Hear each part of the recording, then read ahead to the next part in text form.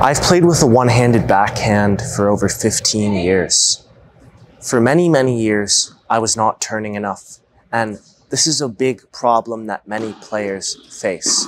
They don't get their back to the net, and a lot of people are focusing on trying to pull their arms and their shoulders farther back, but this is actually pretty counterproductive. And an easier way to achieve a bigger shoulder turn on your one-handed backhand actually has to do with your feet. The biggest factor that is going to determine how sideways you get on your one-handed backhand is the degree of that last step before you hit the ball. If you're hitting open stance because maybe you're perhaps late or you're only stepping out straight in front of your body, you're going to have to do a lot more work to turn your shoulders, and you're probably going to end up pulling the racket back with your arms. What you can do is start stepping across your body instead, and this will automatically make your back face the net. And we can get this leverage position where we have the racket fall and our strings are almost pointing towards the back fence. So all you have to do when you're about to hit the ball, shift your weight to the outside leg, and when you go to take that step, make sure that you're stepping past what we call the imaginary skateboard. So you want to feel like you are clearing this back foot with your front heel, okay? The feet should not be in line, okay? The front toe should be pointing at about a 45-degree angle towards the side of the court.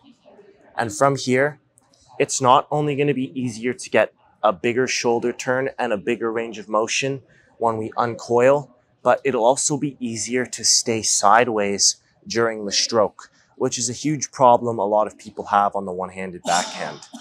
If we can't turn enough, it's going to be a lot harder to stay sideways as well, because people aren't going to have that range of motion that allows you to get power.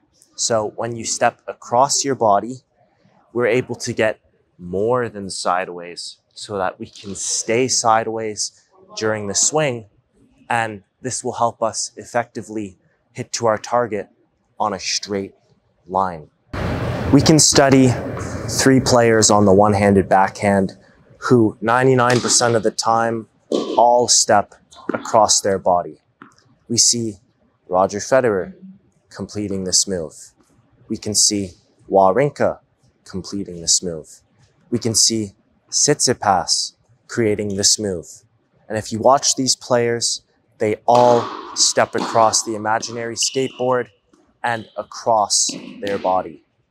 If it's good enough for them, it's probably good enough for you as well. Try this move for a bigger shoulder turn on your one-handed backhand, and you should be able to stay sideways and get a little bit more power.